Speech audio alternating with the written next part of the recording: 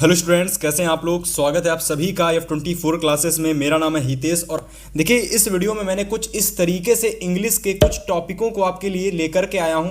अगर आपने ये केवल एक क्लास देख ली तो इंग्लिश के केवल इस क्लास को देखने के बाद प्यारे साथी आपका प्रोज सेक्शन, पोएट्री सेक्शन और आपका सप्लीमेंट्री सेक्शन एक ही वीडियो में आपका समाप्त होने वाला है।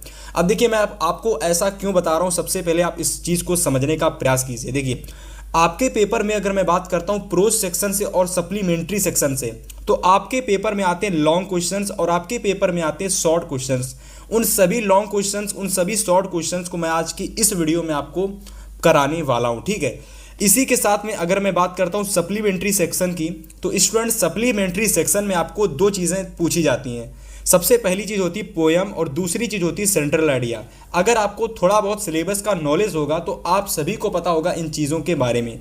तो आज की अगर आपने एक ही वीडियो पूरी देख ली तो लिटरेचर सेक्शन आपका एक ही क्लास में समाप्त होने वाला है। इसी वजह से मैं बता रहा हूँ आज की इस क्लास में अगर आपने इंग्लिश में कुछ भी नहीं पढ़ा है और अगर आपने बहुत कुछ पढ़ा है तो आप इस क्लास को देख के रिवीजन कर सकते हो।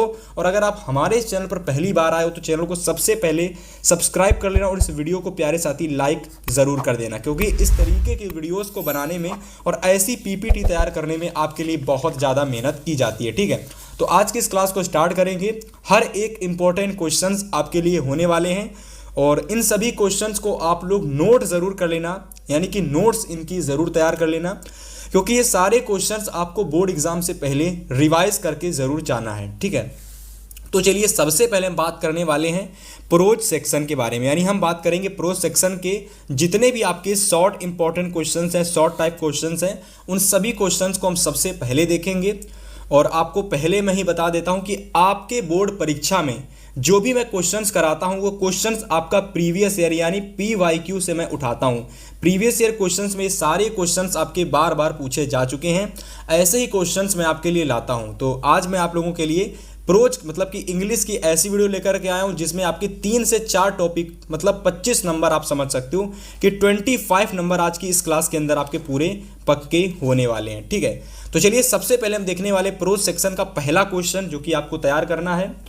और पहला प्रश्न हमारा होने वाला है पहले चैप्टर से, लेंचो वाले चैप्टर से। तो चलिए नोट करिए कि व्हाट डिड लेंचो, एक मिनट, तो चलिए नोट करना स्टार्ट करिए। क्वेश्चन हमारा पहला है कि what did Lencho you call the employees of the post office in his letter to God. तो इस स्टूडेंट इस क्वेश्चन का देखिए राइट आंसर आप लोगों को लिखना है, आप लोगों को यहाँ से कि the post master was a kind hearted man. अब देखो यहाँ पर बात की जा रही है कि जो हमारा लेंचो होता है उसका जो थिंकिंग था, मतलब वो पोस्ट ऑफिस एम्प्लॉयज़ के बारे में क्या सोच रहा था, ठीक है। तो यहाँ पर वही चीज़ का आंसर आपको देना है कि the post master was a kind hearted man, kind hearted and, ठीक है, एंड एमाइबल मैन, ठीक है। He was impressed by Lencho's firm faith in God and sustain faith the sent are reply to Lencho. अब इस question का मतलब थोड़ा मैं आपको हिंदी बताता हूँ ताकि आपको क्वेश्चन और अच्छे से याद करने में दिक्कत ना हो। तो देखो इस क्वेश्चन की हिंदी सिर्फ इतनी है कि जो पोस्ट मास्टर होता है, ठीक है, पोस्ट ऑफिस का, तो वह जो लेंचो की जो अटूट विश्वास होता है ना भगवान पर, उस विश्वास को देख करके आप ये समझ सकते हो कि वह उससे इम्प्रेस हो जाता है और उसके चलते क्या करता है कि वह लेंचो को एक रिप्लाई देता है। वह रिप्लाई इस तरीके से होता है कि जो भी लेंचो लेटर लिखता है भगवान के लिए, उस लेटर में वह कुछ पैसों की डिमांड करता है। तो लेंचो जो पैसों की डिमांड करता है तो उस पैसे में मतलब जो भी पैसे की डिमांड करता है वह पैसे उसको मिल जाते हैं, लेकिन देने वाला कौन होता है? देने वाला होता है पोस्ट मास्टर, जो कि पोस्ट ऑफिस में रहता था। तो कुछ इस तरीके से इस क्वेश्चंस को आप समझ सकते हो। मेक श्योर जो क्वेश्चन मैंने कराया है आप लोगों ने इसको नोट कर लिया होगा, इसका स्क्रीनशॉट ले लिया होगा। और चलिए बात करते हैं अगले क्वेश्चंस के बारे में। तो अगला क्वेश्चन हमारा है कि what did the post man laugh of heartly, ठीक है। तो इतना थोड़ी देखिए मिस्टेक यहाँ पर है, तो उस मिस्टेक को आपको अवॉइड करना है। जो मैं चीज़ें लिखा देता हूँ सही करके उनको आप लिख लेना है। तो यहाँ पर आप लोग लॉफ लिख लेना। लॉफ का मतलब होता है हंसना। तो जो पोस्टमैन था पोस्ट ऑफिस का, वह लॉफ मतलब कि दिल खोलकर क्यों हंसने लगा था। तो इसका आंसर प्यारे साथी आप यहाँ से लिखोगे कि यहाँ से ऐसे लिखोगे कि the post master was a kind hearted man after reading the letter at first, मतलब कि सबसे पहले देखिए यहाँ पर जो पोस्ट मास्टर था, जैसे ही उसने पत्र को पढ़ा, जैसे ही उसने लेटर को पढ़ा, तो सबसे पहले तो वह हंसने लगा, क्योंकि लेटर में भगवान के बारे में सारी चीज़ें लिखी हुई थी, उनसे डिमांड की गई थी भगवान से। और लिखा किसने था? लेंचो ने लिखा था, क्योंकि लेंचो को विश्वास था किस पर? भगवान पर, यानी गॉड पर उसे विश्वास था, है ना। तो उसके चलते उसने सारी चीज़ें गॉड से ही मांग ली थी कि मुझे ये चाहिए, मुझे ये दिक्कत है, मुझे ये तकलीफ हो गई है। तो ऐसा ऐसा उसने पत्र में लिखा हुआ था, ठीक है। अब सबसे पहले जब पोस्ट मास्टर उस लेटर को पढ़ता है तो वो हंसने लगता है, ठीक है। तो वही चीज़ यहाँ पर बताएगी, the post master was very kind hearted man, मतलब वो बहुत ही दयालु किस्म का इंसान था, परंतु जब उसने लेटर को पढ़ा तो सबसे पहले वह दिल खोल के हंसा। बट लेकिन बाद में later on become the two serious, जैसे जैसे लेटर आगे सीरियस होता गया, ही प्रेस द फेथ, वह उसके बाद में लेंचो के इस अटूट विश्वास पर बड़ा ही प्रसन्न हुआ।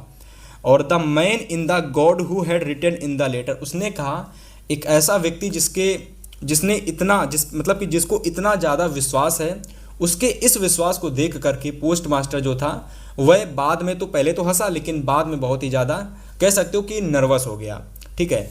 चलिए आगे बात करते हैं क्वेश्चन नंबर 3 की। सारे प्रश्न आपके लिए वेरी इंपॉर्टेंट हैं, तो मेक श्योर भाई आप सारे क्वेश्चंस का स्क्रीनशॉट लेते चलेंगे और हर एक क्वेश्चंस आप लोग बोर्ड एग्जाम से पहले तैयार जरूर करेंगे। तो क्वेश्चन नंबर 4 तीसरा है कि what was single hope for the family of Lencho, Lencho की जो फैमिली थी उसकी लास्ट होप कौन थे? तो लास्ट होप थे गॉड। तो आंसर में आप प्यारे साथी लिखेंगे the God was single hope for Lencho, मतलब कि लेंचो की जो फैमिली थी और लेंचो के लिए जो आखिरी उम्मीद थी वो कौन थे? वह थे गॉड, यानी भगवान।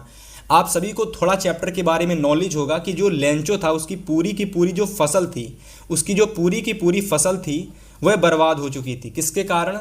तूफान के कारण, ठीक है, ओले के कारण, ठीक है। बहुत ही ज़्यादा आंधी तूफान आया था उस दिन, तो उस दिन के कारण क्या होता है कि जो लेंचो की फसल होती है वह पूरी तरीके से बर्बाद हो जाती है और इसके बाद में उसकी केवल एक उम्मीद रहती है, वह होते हैं भगवान यानी गॉड, ठीक है। तो उम्मीद है कि क्वेश्चंस आपको समझ में आ गया होगा। चलिए आगे बात करते हैं क्वेश्चन नंबर 4 की। तो क्वेश्चन नंबर 4 कह रहा है कि what is the greatest wealth of a innocent in Mandela's opinion, मतलब देखिए यहाँ पर थोड़ी सी mistake, what is the greatest wealth of a nation, यहाँ पर इनोसेंट की जगह आप नेशन कर लो, ठीक है। तो जहाँ जहाँ पर मिस्टेक है मैं आपकी मिस्टेक को सही करा दूंगा और उस मिस्टेक को सही करके आपको सही क्वेश्चंस नोट कर लेना है। तो what is the greatest wealth of a nation कर लेंगे यहाँ पर, ठीक है। नेशन का मतलब होता है राष्ट्र, ठीक है। तो किसी राष्ट्र की सबसे ज़्यादा कह सकते हो कि मजबूत चीज़ क्या होती है, ठीक है। Greatest wealth of a nation किसके अकॉर्डिंग? मंडेला के अकॉर्डिंग। तो चलिए आंसर को देखते हैं और उम्मीद है कि आप लोग क्वेश्चन के साथ साथ आंसर को भी नोट्स करते हुए चल रहे होंगे।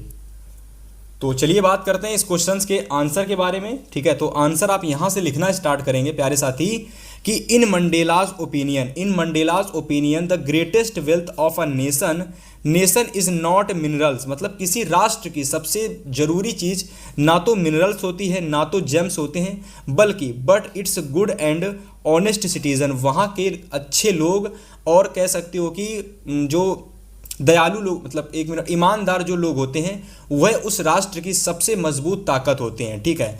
तो उम्मीद है कि ये क्वेश्चन का आंसर आप लोगों ने बहुत अच्छे से नोट किया होगा। चलिए आगे बात करते हैं क्वेश्चन नंबर 5 की, ठीक है। तो चलिए क्वेश्चन नंबर 5 नोट करिए और हर एक क्वेश्चंस मैं आपके लिए कुछ इस तरीके से ढूंढ करके लाया हूं कि ये समझ सकते हो कि हर एक क्वेश्चंस अगर आपने बोर्ड एग्जाम से पहले तैयार कर लिया तो ये वह क्वेश्चंस हैं जो कि प्रीवियस ईयर में हर साल आते हैं। डेफिनेटली 2026 में 100% क्वेश्चंस आपको देखने को मिलने वाले हैं, ठीक है। 5वां क्वेश्चन है कि व्हाट डज, ठीक है, Anne Frank say about her father and grand mother in her diary. अब देखिए जो एनी फ्रैंक होती हैं, एनी फ्रैंक जो होती हैं वह क्या करती हैं, उनके पास एक डायरी होती है, तो वह उस डायरी में अपनी सारी चीज़ें लिखा करती हैं, मतलब अपने ग्रैंड मदर की, अपने फादर की, अपनी मदर की सारी चीज़ें, मतलब जो भी उनसे पास्ट में जो भी चीज़ें घट चुकी हैं, जो भी चीज़ें उनके पास्ट में अभी तक हुई हैं, वह सारी चीज़ें क्या करती हैं, वह अपने डायरी में नोट कर लिया करती हैं। तो प्यारे साथी बहुत इंपॉर्टेंट क्वेश्चन है और चलिए इसका आंसर आप लोग नोट करते हैं। तो आंसर आप लोग नोट करेंगे कि Anne Frank mention her grand mother with great affection and love in her diary, मतलब वे अपने ग्रैंड मदर, अपने दादी के बारे में जो भी उनका प्रेम था, जो भी उनके इमोशन थे, जो भी उनकी फीलिंग्स थी, वो सारी चीज़ें उन्होंने अपने डायरी में समाहित करके रखी हुई थी। She writes about how much she loved her grand mother and how she was always thinking of her. ठीक है, तो यहाँ तक कि आपको आंसर अपना पूरा नोट कर लेना है। ठीक है, उम्मीद करते हैं कि भाई क्वेश्चंस मैं जो कराता हूँ उन क्वेश्चंस को आप अच्छे से नोट कर रहे होंगे। तो चलिए बात करते हैं क्वेश्चन नंबर 6 की। अगला क्वेश्चन नंबर 6 हमारा है, और ये सारे प्रोज सेक्शन के बहुत इंपॉर्टेंट क्वेश्चंस हैं जो लगभग अभी तक आपके हर बार पेपर में आते हैं। ठीक है, ऐसा कोई क्वेश्चन नहीं जो आपके लिए इंपॉर्टेंट ना हो। 6 नंबर है कि who was Anne Frank, Anne Frank कौन थी।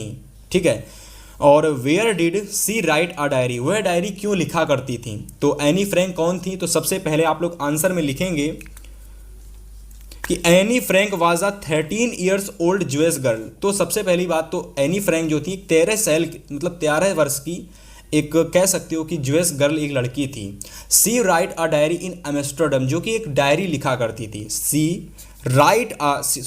Road a diary in Amsterdam, जो कि एक कह सकते हो कि एक डायरी लिखा करती थी। उम्मीद है कि ये क्वेश्चंस आपको बहुत आसान है और आपको तैयार हो गया होगा मेरे पढ़ते ही। ठीक है, आगे बात करते हैं क्वेश्चन नंबर 7 की।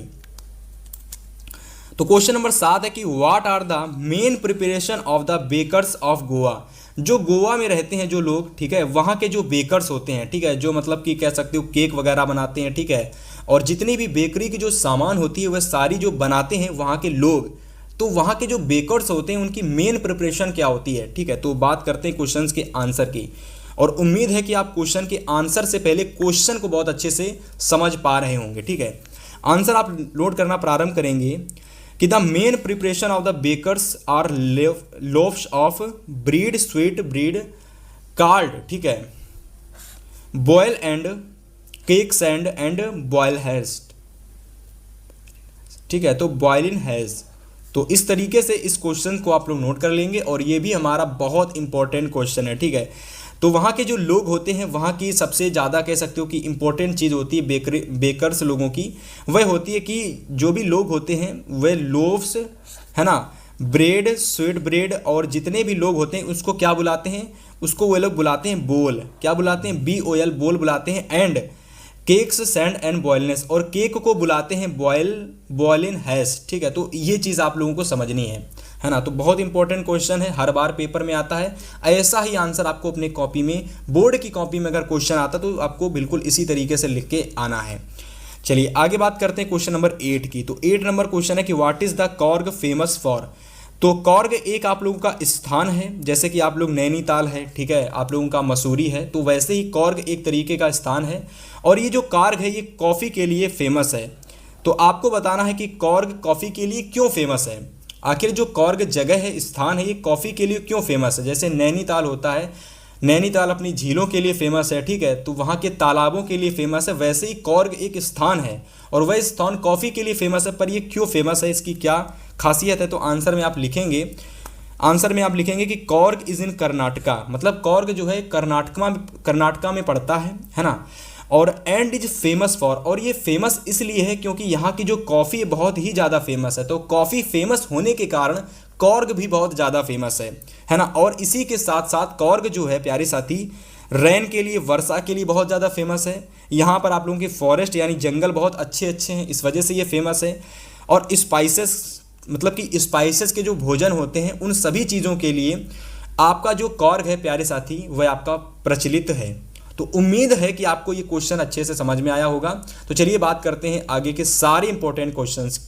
तो आगे बात करते हैं क्वेश्चन नंबर 9, 10 और 11 की। मैं हर वह क्वेश्चंस आपको करा दे रहा हूं प्रोज सेक्शन का जो कि आपके 2026 बोर्ड एग्जाम के लिए बहुत ही ज़्यादा इंपॉर्टेंट है। तो आज की क्लास अगर आपने पूरी देख ली तो मेक श्योर आपको इससे बाहर कोई क्वेश्चंस पेपर में नहीं देखने को मिलेगा, ठीक है। 9 नंबर क्वेश्चन हमारा है कि where was Pranjal and Rajvir going. तो प्रांजल जो था, ठीक है, और आपका जो राजवीर था, बहुत इंपॉर्टेंट क्वेश्चन है। ये दोनों के दोनों कहाँ गए थे, आपको बताना। जो प्रांजल था, ये राजवीर, दोनों कहाँ पर गए हुए थे। What was Pranjal's father there. Pranjal के जो फादर थे वह कहाँ पर थे, ठीक है। तो चलिए बात करते हैं आंसर की। तो आप लिखेंगे कि Pranjal and Rajveer we are going to Assam. तो वह दोनों ही कहाँ पर गए थे प्यारे साथी, असम गए थे। Pranjal father is the manager of tea estate there, Pranjal के जो पिताजी थे, ठीक है, प्रांजल के जो पिताजी थे मतलब फादर जो थे प्यारे साथी, वह जो थे मैनेजर थे, कहाँ के थे, असम के एक टी कंपनी थी ना, मतलब चाय बनाने की, कॉफ़ी बनाने की कंपनी थी, वहाँ के वह मैनेजर थे। तो इस तरीके से आप यहाँ पर आंसर को अपना लिख सकते हैं। आगे बात करते हैं क्वेश्चन नंबर 10 की। 10 नंबर क्वेश्चन है कि describe any two tourist places of Coorg. तो कॉर्ग के किन्हीं दो प्लेसेस को आपको डिस्क्राइब करना है, ठीक है। तो बहुत ज़्यादा इंपॉर्टेंट क्वेश्चंस हैं, बहुत ही ज़्यादा इंपॉर्टेंट। तो बात करते हैं आगे मैं क्वेश्चन नंबर 10 के आंसर की, ठीक है। तो आंसर में आप लिखोगे कि there are many to tourist places of Coorg. तो कॉर्ग के दो सबसे ज़्यादा प्रचलित टूरिस्ट प्लेसेस, मतलब कि जहां पर सबसे ज़्यादा लोग विजिट करते हैं, सबसे ज़्यादा लोग घूमने के लिए जाते हैं, तो कॉर्ग की ऐसी दो जगह कौन सी है। तो सबसे पहली जगह है एबे फॉल्स, दूसरी जगह आपका राजा सीट, ठीक है। तो उम्मीद है कि अगर आप कभी घूमने जाएंगे तो इन जगह पर आप घूमने जरूर जाना, ठीक है। तो चलिए बात करते हैं क्वेश्चन नंबर 11 की, और ये हमारे प्रोज सेक्शन का लास्ट शॉर्ट आंसर है, और इसके बाद आपको कोई भी शॉर्ट आंसर तैयार करने की ज़रूरत नहीं है, ठीक है। मेक श्योर मैं जो क्वेश्चंस लेकर के आया हूँ बस इतने ही आप तैयार कर लेना। लास्ट आंसर है कि who was Nelson Mandela, Nelson Mandela कौन थी, why did he fight with wide rule of his country, उन्होंने जो साउथ अफ्रीका के जो ब्लैक टाइप के दिखने वाले लोग थे, काले कलर के दिखने वाले लोग थे, उनके खिलाफ उन्होंने क्या आंदोलन चलाया था। तो चलिए बात करते हैं आंसर की। तो सबसे पहले तो आप स्क्रीनशॉट ले लो क्वेश्चन के आंसर का, और इसके बाद मैं आपको क्वेश्चन समझाता हूं। तो Nelson Mandela was first black president of south Africa, the white erected a system or racial discrimination against the blacks, ठीक है। They set up most inhuman system of apartheid where the blacks were denied the fundamental rights of freedom. In 20th century, the system of overturned, the policy of apartheid was uprooted and new non-racial democratic government was installed to set up equal rights, ठीक है, setup equal rights. तो इस तरीके से चलिए इसके answer को मैं थोड़ा समझाने का प्रयास करता हूं, ठीक है। तो आंसर में कुछ भी नहीं है, आंसर में सिर्फ इतना है कि जो नेल्सन मंडेला थी वह पहली ऐसी ब्लैक प्रेसिडेंट थी, यानी साउथ अफ्रीका के जो ब्लैक कलर के दिखने वाले लोग थे उनकी वह सबसे पहली राष्ट्रपति बनी थी। तो उनके ऊपर जो अत्याचार होते थे उन अत्याचारों को कम करने के लिए उन्होंने, कह सकते हो जिस तरीके से महात्मा गांधी ने अपने देश के लिए बहुत सारे आंदोलन चलाए थे, है ना, हम लोगों के लिए, वैसे ही नेल्सन मंडेला भी साउथ अफ्रीका के ब्लैक कलर वाले लोगों के लिए महात्मा गांधी साबित हुई थी। उन्होंने बहुत सारे काम किए थे जिनसे उन पर कोई भी अत्याचार ना किया जा सके, ठीक है। साउथ अफ्रीका में दो तरीके के लोग होते हैं, एक तो होते हैं गोरे लोग और एक होते हैं काले लोग। तो काले लोगों पर बहुत ही ज़्यादा अत्याचार होता था पहले के समय में, और अभी भी आपको देखने को मिलेगा, है ना। तो ये सो बनी हुई बात है। तो आप इस क्वेश्चन को नोट कर लेना, उम्मीद है कि आपने क्वेश्चन नोट कर लिया होगा, स्क्रीनशॉट ले लिया होगा। तो चलिए बात करते हैं आगे के क्वेश्चंस। तो प्यारे साथी अब चलिए मैं आपको बताने वाला हूं यहां तक कि अगर आपने वीडियो को देखा है तो आपने शॉर्ट क्वेश्चंस आपने सारे नोट कर लिए होंगे, और अब मैं आपको बताने वाला हूं लॉन्ग इंपॉर्टेंट क्वेश्चंस, यानी ऐसे क्वेश्चंस स्टूडेंट्स जो कि आपको बोर्ड एग्जाम में, कह सकते हो कि आपको लॉन्ग टॉपिक में, मतलब आपको लॉन्ग क्वेश्चंस के रूप में देखने को मिलेंगे। और ये सारे के सारे क्वेश्चंस आपके जो होते हैं प्यारे साथी, आप लोगों को 4 नंबर के लिए पूछे जाते हैं। कितने नंबर में? 4 नंबर में आपके बोर्ड एग्जाम में आते हैं। और मैं आप लोगों को ज़्यादा क्वेश्चंस नहीं कराऊंगा, केवल 5 क्वेश्चंस कराऊंगा। अगर आपने 5 क्वेश्चंस तैयार कर लिए तो आपके पेपर में 1 क्वेश्चन आपको देखने को मिल जाएगा। आपके पेपर में आते तो 2 क्वेश्चंस हैं, पर आपको करना केवल उनमें से एक ही क्वेश्चन होता है, मतलब एक ही क्वेश्चन आपको करना होता है। तो वह एक क्वेश्चन आपको इन 5 क्वेश्चन में आपके पेपर में आपको देखने को मिल जाएगा। तो चलिए बात करते हैं अपने पहले प्रश्न की ओर, और पहला प्रश्न आपको नोट कर लेना है, और सबसे पहले तो इसका स्क्रीनशॉट ले लेना है। बहुत इंपॉर्टेंट क्वेश्चन है आपके बोर्ड परीक्षा के लिए, ठीक है। तो चलो सबसे पहले पढ़ना स्टार्ट करते हैं। प्रश्न हम लोगों का है प्यारे साथी कि why did the any Frank maintain a diary. जो एनी फ्रैंक थी वह अपनी डायरी को किस तरीके से मेंटेन करती थी। तो आंसर में आप लिखना स्टार्ट करेंगे कि Anne Frank maintain a diary to express her, 1 minute, ठीक है, यहां तक देखिए। तो यहां से आप लोग आंसर अपना लिखना प्रारंभ करेंगे, ठीक है। पूरा आप लोगों ने हर तक लिख देना है। And thoughts and feelings during the difficult time of hiding from the Nazis in world war 11, ठीक है, वर्ल्ड वार 11, ठीक है, मेरे हिसाब से वर्ल्ड वार 11 नहीं होगा, वर्ल्ड वार 1 होगा, वर्ल्ड वार 1 कर लो, ठीक है। She used the diary as a her friend to share her fears hopes and daily experience writing helped her stay strong and hopeful while facing danger and loneliness. Her diary also become a record of her life, showing the world the struggles and courage out a young girl during the war. प्यारे साथी, इतना answer लिख देने के बाद में थोड़ा सा मैं आपको समझा देता हूँ कि जो एनी फ्रैंक थी वह अपनी डायरी को इस तरीके से मेंटेन करती थी कि जो भी उसकी मतलब कि जो भी ऐसी चीज़ें थी, मतलब कि जो भी फीलिंग्स वाली चीज़ें थी अपने पेरेंट्स से, अपने मतलब फैमिली से रिलेटेड चीज़ें, उनको एक तरफ लिखती थी, और जो भी उसके फ्रेंड्स वाली चीज़ें होती थी वह उनको एक तरफ लिखती थी। मतलब हर एक चीज़ के लिए उसके एक अलग कॉलम बने हुए थे। तो इस तरीके से वह अपनी डायरी को मेंटेन करती थी, और इस तरीके से इस क्वेश्चन का आप आंसर स्क्रीनशॉट ले लेना। चलिए बात करते हैं क्वेश्चन नंबर 2 की। तो प्रश्न नंबर 2 हमारा है कि what are the difficulties faced by Nelson Mandela in achieving freedom और फॉर हिज पीपुल। मतलब अपने लोगों के लिए उन्होंने जो फ्रीडम था, वो जो मतलब कि स्वतंत्रता थी, उसको दिलाने में उन्होंने बहुत सारी डिफिकल्टीज का सामना किया था। तो उन सारी डिफ़िकल्टीज़ जो उनके सामने करने में आई थी वह सारी डिफ़िकल्टीज़ आपको बता देनी। तो आंसर में आपको इतना सारा स्क्रीनशॉट ले लेना है, और पेपर में जाके अगर ये क्वेश्चन आपके पेपर में आने वाला है तो भैया इस क्वेश्चन का आंसर आपको छाप देना है, ठीक है। वेरी इंपॉर्टेंट है क्वेश्चंस आपके लिए। उम्मीद है कि आपने नोट कर लिया होगा और इसका आंसर भी आपने नोट कर लिया होगा, ठीक है। तो आप लिखना प्रारंभ करोगे कि Nelson Mandela faced many difficulties, many कर लो, मैनी डिफ़िकल्टीज़, 1 मिनट, ठीक है। थोड़ी सी मिस्टेक है क्वेश्चन में, मुझे पता है, पर कोई बात नहीं, आपको मैं सही करा दूंगा, ठीक है। डरने की कोई ज़रूरत नहीं है, ठीक है। आप लोगों को बस मैं इंपॉर्टेंट क्वेश्चन दे रहा हूँ, बस उन चीज़ों पर आपको फोकस करना है, ठीक है। मिस्टेक तो होती रहती है। तो difficulties in achieving freedom for his people, he was arrested and spend 20 years in prison for fighting against the unfair system of apartheid in South Africa, ठीक है। He was separated from his family and suffered harsh treatment in jail, है ना।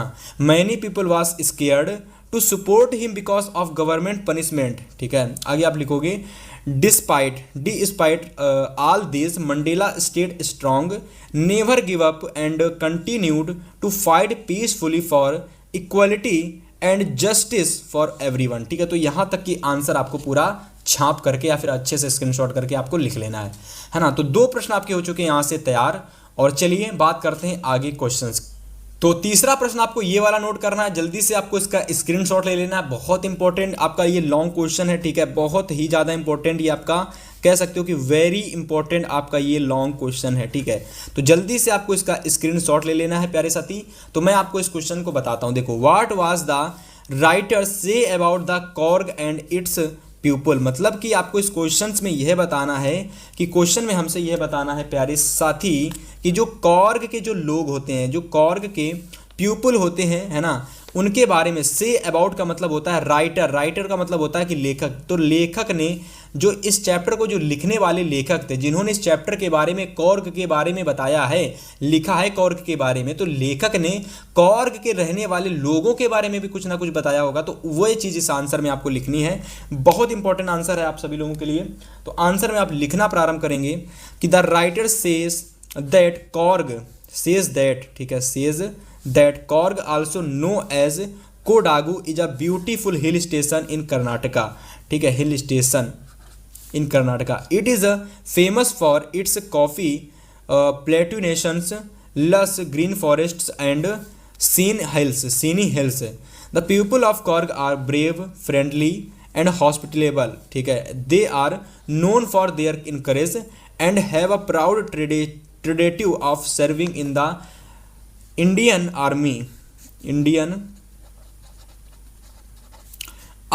The Korgis love nature and live a simple, happy life, loose to it, making their land peaceful and welcoming to visitors. ठीक है, तो इस तरीके से आपको answer में पूरा एकदम बेहतर तरीके से आंसर आपको इसका लिख देना है। ठीक है, जल्दी से आपको स्क्रीनशॉट ले लेना है।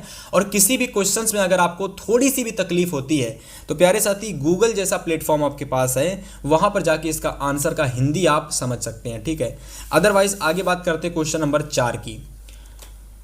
तो प्रश्न नंबर 4 हमारा है कि व्हाट डिड किसा गौतमी लर्न अबाउट डेथ। तो किसा गौतमी के मृत्यु से आपने क्या सीखा।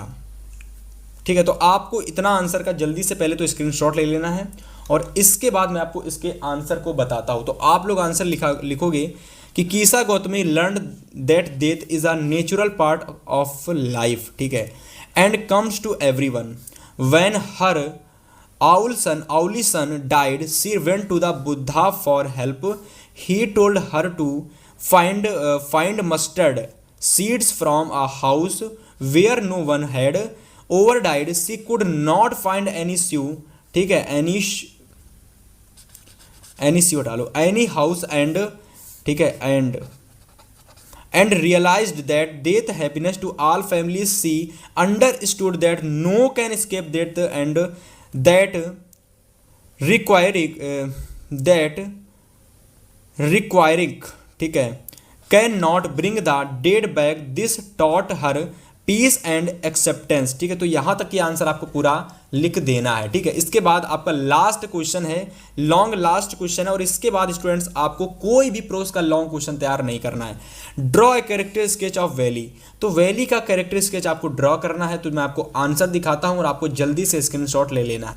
तो आपको मैं यहाँ पर आंसर दिखा रहा हूँ स्टूडेंट्स, तो जल्दी से आपको इसका स्क्रीनशॉट ले लेना है। बहुत ही ज़्यादा इंपॉर्टेंट क्वेश्चन है और आपको मैं बताता हूँ इसका आंसर। ठीक है, तो जल्दी से आपने स्क्रीनशॉट ले लेना है और आंसर में आप लिखना प्रारंभ करोगे कि valley is an 8 years old.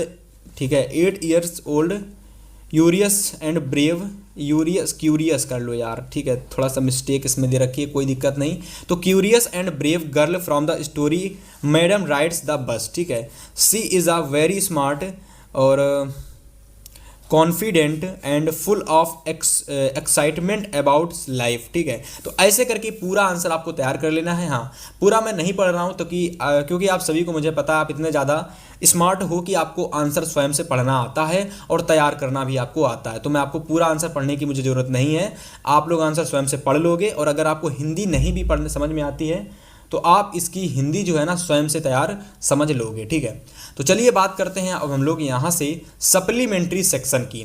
प्यारे साथी, मैंने आपको प्रोज सेक्शन पूरा करा दिया है। मतलब अगर मैं बात करता हूँ तो यहाँ तक कि अगर आपने क्लास को देखा है तो प्रोज सेक्शन प्यारे साथी आपका पूरा कंप्लीट हो चुका है। ठीक है, और अब मैं आपको बताने वाला हूँ पोएट्री सेक्शन। तो सप्लीमेंट्री सेक्शन बाद में मैं पोएट्री को देखता हूँ। ठीक है, सप्लीमेंट्री को देखो सबसे पहले।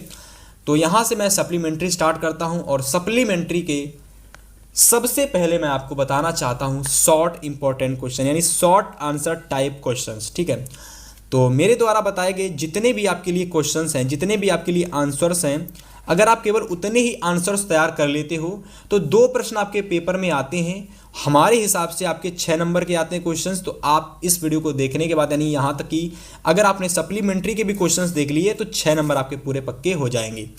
तो चलो भाई, सबसे पहला प्रश्न नोट करो, नोट करना स्टार्ट करो।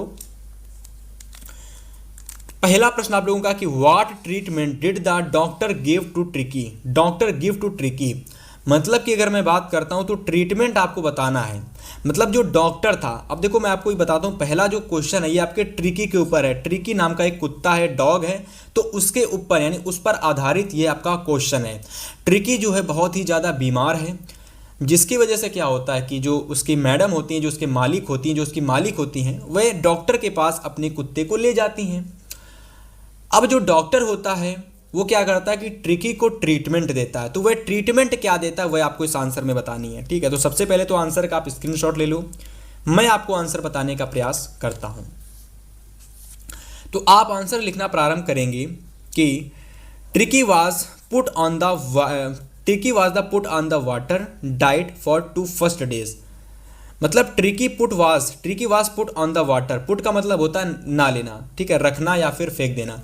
तो ट्रिकी ने मतलब 2 दिनों तक ना तो पानी पिया ना तो कोई भी डाइट उसने ली। कितने दिनों तक? 2 दिनों तक। तो सबसे पहले लिखोगे, फिर लिखोगे ऑन द 3rd डे, मतलब तीसरे दिन ही ran with इंथ्यूजियम, he ran with इंथ्यूजियम, मतलब तीसरे दिन वह दूसरे कुत्तों की तरह दौड़ करके व्हेन द फूड वाज सर्व, अपने भोजन को वह बचाने का प्रयास करने लगा। मतलब क्या होता है कि जब आप लोगों ने बहुत सारे कुत्तों के सामने, ठीक है, बहुत सारे कुत्तों के सामने जब आप भोजन फेंकोगे ना, खाना फेंकोगे ना, कोई चीज़ फेंकोगे, तो जितने भी कुत्ते हैं सब उसकी ओर दौड़ने लगेंगे, कूदने लगेंगे, भागने लगेंगे। पर ट्रिकी ऐसा नहीं करता था। 2 दिनों के बाद में जब 2 दिनों तक उसने कोई भी भोजन नहीं लिया, डॉक्टर ने 2 दिनों तक उसे पानी भोजन दिया, उसने नहीं खाया, परंतु तीसरे दिन वह दूसरे कुत्तों की तरह दौड़ करके भोजन खाने लगा।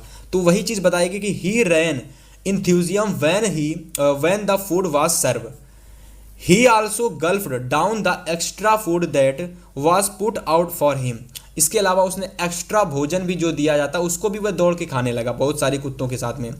नो मेडिसिन, उसके कोई मेडिसिन की जरूरत नहीं पड़ी। Had been given to Tricki for his treatment, और इससे मतलब कि ट्रीटमेंट के लिए उसे कोई भी मेडिसिन देने की ज़रूरत नहीं पड़ी।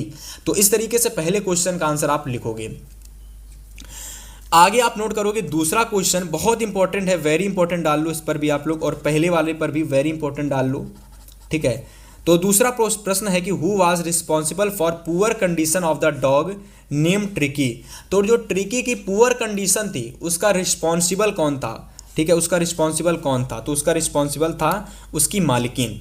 तो आंसर में आप लिखेंगे Mrs Pumphrey was responsible for poor condition of the dog. Mrs Pumphrey जो थी वह ट्रिकी की मालिकिन थी, जो ट्रिकी की देखभाल करती थी, जिनका कुत्ता था। मतलब कि अगर मैं बात करता हूँ, जैसे कि अपने आसपास के बहुत सारे लोग कुत्ते पाल लेते हैं, तो कोई ना कोई उस कुत्ते को खरीद कर लाता है, ठीक है, घर का एक सदस्य। तो उसी तरीके से जो ट्रिकी को जो खरीद कर लाई थी वो मिसेस पंपरे थी, तो वही उसकी मालकिन थी, और उनकी वजह से ही ट्रिकी की कंडीशन खराब हो गई थी, तो वही उसकी रिस्पॉन्सिबल थी। आगे बात की गई कि मिसेस पंफरे कर लो यार, यहाँ पर थोड़ी सी मिस्टेक है, ठीक है, तो उस मिस्टेक को आप लोग सही कर लेना। तो यहाँ पंफरे कर लेना। Mrs Pumphrey was wealthy lady. कैसी लेडी थी? वेल्दी लेडी थी। She had tempered the dog with all kinds of comfort and also various dishes to eat. मतलब कि उसने हर तरीके का कंफर्ट, मतलब हर तरीके की आराम उस कुत्ते को दे रखी थी। आल्सो हैड वेरियस डिशेज, हर एक प्रकार का उसके लिए भोजन दे रखा था। मतलब इतना भोजन तो हम लोग भी अच्छा नहीं खाते जितना उस कुत्ते को मिलता था। He was also given cream, मतलब क्रीम वाली चीज़ें दिया जाती थी। केक्स, मतलब कि अच्छे, मतलब नए नए तरीके के केक्स खाने के लिए दिए जाते थे। एंड आल्सो चॉकलेट, प्रतिदिन चॉकलेट भी खाने के लिए दिए जाती थी, है ना। This made him fat and leather stick, leather जिक, ठीक है। तो मेरे हिसाब से यहाँ पर आप लोग कह सकते हो this made him fat and leather stick, ठीक है। तो उसका इसी कारण क्या होता है, बहुत अधिक उसके ऊपर फैट चढ़ जाती है, बहुत अधिक वह मोटा हो जाता है, जिसकी वजह से वो चल भी नहीं पाता है ना। आगे आप लोग लिखोगे यहाँ से तीसरा नंबर प्रश्न कि what did the Mimi Loisel look when she took part in the ball. अब ये आपके मिमी लॉजिल, मतलब कि आपके निकलेस चैप्टर से क्वेश्चन लिया गया। तो आंसर में आप लिखोगे कि Mimi Loisel was the centre of attention at the ball. She look the prettiest of all elegant, gracious, smiling and full of joy, है ना। नोट कर लो, बहुत इंपॉर्टेंट क्वेश्चन है। इसके बाद अगला क्वेश्चन नंबर 4 नोट करिए सभी प्यारे साथी। तो प्यारे साथी क्वेश्चन नंबर 4 हम लोगों का है कि हाउ वाज भोली। यहां पर अगर मैं बात करता हूं, कह रहा कि भोली, मतलब कि how was Bholi taken to school for her primary education. मतलब की बात कर रहा है कि जो भोली को ही क्यों प्राइमरी एजुकेशन के लिए शिक्षा करने के लिए भेजा गया था। मतलब कि देखिए, भोली जो थी उसकी बहुत सारी सिस्टर थी, परंतु भोली को ही मतलब प्राइमरी स्कूल क्यों ही भेजा गया था। तो आंसर में आप लिखोगे, ये भोली वाले चैप्टर से लिया गया आंसर है भाई, क्वेश्चन बहुत इंपॉर्टेंट है, हर साल पेपर में आता है। तो आंसर में आप लिखोगे Bholi mother objected that no one would marry the girl. मतलब उसके हिसाब से भोली से कोई भी लड़का शादी नहीं करेगा, क्योंकि वह बहुत ही ज़्यादा बदसूरत थी दिखने में, और उसके जो चेहरे थे उसमें बहुत ज़्यादा मुहासे टाइप के थे। तो इस वजह से उससे कोई भी लड़का कह सकते हो कि विवाह नहीं करेगा, वैसा सोचना था उसके माता पिता का। आगे लिखो कि if they went to school, इसी वजह से उसको स्कूल भेजा गया। But then she felt that Bholi was ugly, वहाँ पर भी कोई भी चीज़ें काम नहीं आई। And it would be difficult to get her married, so they decided to send only Bholi to school. इसी वजह से उन्होंने सोचा कि केवल हम भोली को ही विद्यालय पढ़ने के लिए भेजेंगे, ताकि वह थोड़ी शिक्षित हो जाएगी और उसका भी विवाह और अपनी सिस्टर्स की तरह, बहनों की तरह उसका भी विवाह हो जाएगा। आगे 5वां प्रश्न आप नोट करेंगे कि what are the necessary qualities for becoming a scientist according to Richard Ebright teacher. तो रिचर्ड ई ब्राइट टीचर के अकॉर्डिंग कौन सी वह चीज़ें होती हैं जो एक साइंटिस्ट बनने में मदद करती हैं। तो जल्दी से इस क्वेश्चन का स्क्रीनशॉट ले लो। मैं आपको इसको पढ़ के नहीं बताऊंगा क्योंकि समय बहुत ही कम बचा हुआ है, क्लास बहुत लंबी हो जाएगी और मुझे पता आप देखोगे बिल्कुल नहीं, तो डायरेक्ट आंसर का स्क्रीनशॉट ले लीजिए। और इसके बाद मैं बात करता हूं आपके सप्लीमेंट्री सेक्शन के जितने भी important long answer type questions हैं, मैं उनकी बात करता हूं। ठीक है, आपके पेपर में प्यारे साथी एक ही क्वेश्चंस आपको देखने को मिलेगा, मतलब आपके पेपर में आते तो 2 क्वेश्चंस हैं, ठीक है, पर उनमें से करने के लिए आपको केवल एक ही क्वेश्चन होता है। तो आपको वह एक क्वेश्चन मैं आपको करवा दूंगा। मैं जितने क्वेश्चन करा देता हूं, अगर आपने उतने क्वेश्चंस कर लिए तो एक क्वेश्चन आपको आपके पेपर में देखने को मिल जाएगा। तो चलिए सबसे पहला प्रश्न आप लोग नोट करना स्टार्ट करिए। सबसे पहले तो इसका स्क्रीनशॉट ले लीजिए। इस क्वेश्चन में पूछ रहा है आप लोगों के कि why did the thief make a friends with Anil. तो जो चोर था वह अनिल का फ्रेंड कैसे बना। अनिल जो लड़का था उसका मित्र, वह लड़का जो चोर था वह उसका मित्र कैसे बना। तो इस वाले आंसर में आपको सारी चीज़ें बताई गई हैं। इसका जल्दी से स्क्रीनशॉट ले लो। अगर आपको हिंदी समझना है तो आपको हिंदी समझने से बेहतर है कि आपको जल्दी से पहले स्क्रीनशॉट लेना है और हिंदी समझ लेना है इसका गूगल से, ठीक है। इसके बाद में आपको ये वाले क्वेश्चन का स्क्रीनशॉट लेना है। ये भी बहुत इंपॉर्टेंट क्वेश्चन है, हर बार आपके पेपर में आता है। कह रहा है कि give a character sketch of Matilda. तो मटिल्डा का आपको कैरेक्टर स्केच देना है। निकलेस वाले चैप्टर से हमारा प्रश्न लिया गया है, बहुत इंपॉर्टेंट क्वेश्चन है, तो जल्दी से इसका भी आप लोग स्क्रीनशॉट ले लो। आपके पेपर में 2 क्वेश्चंस आते हैं, मैं आपको एक क्वेश्चंस करा दूंगा, है ना। तो सबसे पहले तो इन दोनों ही क्वेश्चंस का स्क्रीनशॉट ले लो और इसके बाद मैं बात करता हूँ आगे की और इंपॉर्टेंट क्वेश्चंस की। तो इसके बाद थोड़ा सा और प्रश्न रह गया था दूसरे वाले प्रश्न में, मटिल्डा वाले क्वेश्चंस में। तो ये 2 लाइनों का और प्रश्न है जो आपको यहाँ तक पूरा कर लेना है। और इसके बाद आपको स्टूडेंट्स तीसरा प्रश्न नोट करना है जो कि हमारा ये है, ठीक है।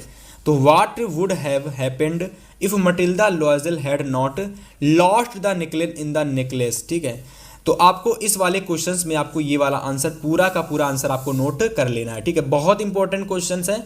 अब आप कहेंगे कि भैया आप पढ़ क्यों नहीं रहे हो, तो देखो इसके पीछे का रीज़न है, आप इतने स्मार्ट तो हो ही, आपको मैंने बता दिया ये कि इंपॉर्टेंट क्वेश्चंस है। आपको कुछ नहीं करना, इस इंपॉर्टेंट क्वेश्चंस को जा करके स्क्रीनशॉट ले करके आपको गूगल पर सर्च कर लेना, हिंदी आपको इसकी मिल जाएगी, हिंदी समझ कर क्वेश्चन आप तैयार कर लेना, ठीक है। चौथा क्वेश्चन आप लोग ये तैयार कर लो। चौथा इंपॉर्टेंट क्वेश्चन आप ये तैयार कर लो कि give a character sketch of Richard E bright. जो साइंटिस्ट ई ब्राइट थे, रिचर्ड ई ब्राइट, उनका कैरेक्टर स्केच आपके पेपर में बहुत ज़्यादा आता है प्यारे साथी। तो आपको इतना पूरा का पूरा आंसर आपको तैयार कर लेना है, हाँ ठीक है। तो इतना कर लोगे तो आपको यहाँ से पूरे में पूरे नंबर मिल जाएंगे, ठीक है। चलिए आगे बात करते हैं अब आप लोगों के लिए। तो स्टूडेंट्स यहाँ से देखिए मैंने आपका प्रोज सेक्शन भी पूरा समाप्त कर दिया, सप्लीमेंट्री सेक्शन भी पूरा समाप्त कर दिया और अब मैं आपको पोएट्री सेक्शन समाप्त करने वाला हूँ, ठीक है। तो मतलब इस पूरी क्लास को जो भी प्यारे साथी देख लेंगे, आपका पोएट्री मतलब प्रोज, पोएट्री, सप्लीमेंट्री तीनों के तीनों सेक्शन आपके कंप्लीट हो जाएंगे, ठीक है। तो पोएट्री सेक्शन में 2 चीज़ें आती हैं, मैंने आपको बता दिया कि पोएट्री सेक्शन में आपका आता है सबसे पहले पोयम, ठीक है, दूसरा आपका आता है सेंट्रल आइडिया, ठीक है। तो चलिए सबसे पहले मैं आपको प्रोज सेक्शन के पोएट्री सेक्शन का सेंट्रल आइडिया बताता हूं, जो कि आपको एक आता है करने के लिए 4 नंबर का क्वेश्चन होता है भाई। तो चलो सबसे पहले सेंट्रल आइडिया आप लोग तैयार कर लेना डस्ट ऑफ स्नो का, ठीक है। 100% ये सेंट्रल आइडिया आपके पेपर में आपको बोर्ड एग्जाम में देखने को मिलने वाला है, ठीक है भाई। चलो आगे मैं बात करता हूं अगला सेंट्रल आइडिया आप लोग फायर एंड आइस का तैयार कर लेना, और ये भी आपके परीक्षा में 100% आने वाला है। तो अगर आप मेरे द्वारा बताए गए 3 सेंट्रल आइडिया तैयार कर लेते हो और तीसरा ये ए टाइगर इन द जू, तो आपको 100% ये भी आपके पेपर में आएगा। तो 3 अगर आपने तैयार कर लिए, ये वाला और ये वाला, तो मेरी गारंटी इससे बाहर कोई भी सेंट्रल आइडिया आपको नहीं देखने को मिलेगा और 4 नंबर आपका यही इस क्लास में फिक्स हो जाएगा, ठीक है। चलिए आगे बात करते हैं पोएट्री के सेकंड क्वेश्चंस के बारे में। तो आगे अगर मैं बात करता हूँ पोएम, जो हमारा दूसरा सेक्शन होता है पोएट्री का, वो होता है पोएम। तो पोएम आपके पेपर में आती है, ये भी हमारा 3 नंबर का क्वेश्चन होता है और आप लोगों को एक ही क्वेश्चन होता है, मतलब एक ही पोएम आपको लिखनी पड़ती है। लेकिन तैयार आप लोग अगर 2 कर लोगे तो आपको कोई भी पोएम नहीं आती है, मतलब जो भी पोएम आपके पेपर में आती है उस पोएम को आपको नहीं लिखना होता है उसकी जगह यहाँ पर आपको दूसरी पोयम लिखनी होती है, ठीक है। तो पहली पोयम आप एक टाइगर इन द जू से ये 4 लाइनों की पोयम तैयार कर लेना, ठीक है। और इसके बाद में ए टाइगर इन द जू की ही दूसरी ये पोयम तैयार कर लेना, ठीक है। तो ये 2 पोयम तैयार कर लेना। अगर आपने ये 2 पोयम तैयार कर ली तो सेंट्रल आइडिया तो तैयार हो ही चुका था आप लोगों का प्यारे साथी, आपको यहाँ से पोयम भी तैयार हो जाएगी। तो पोयम तैयार हो गई, सेंट्रल आइडिया तैयार हो गया, शॉर्ट क्वेश्चन तैयार हो गए, लॉन्ग क्वेश्चन तैयार हो गए। इस तरीके से प्रोज, पोएट्री, सप्लीमेंट्री मैंने तीनों सेक्शन को आज की इस क्लास के अंदर समाप्त कर दिया। उम्मीद है कि ये वीडियो देखने के बाद आप सभी लोगों का इंग्लिश सेक्शन का जो लिटरेचर सेक्शन होता है वो पूरी तरीके से खत्म हो गया होगा।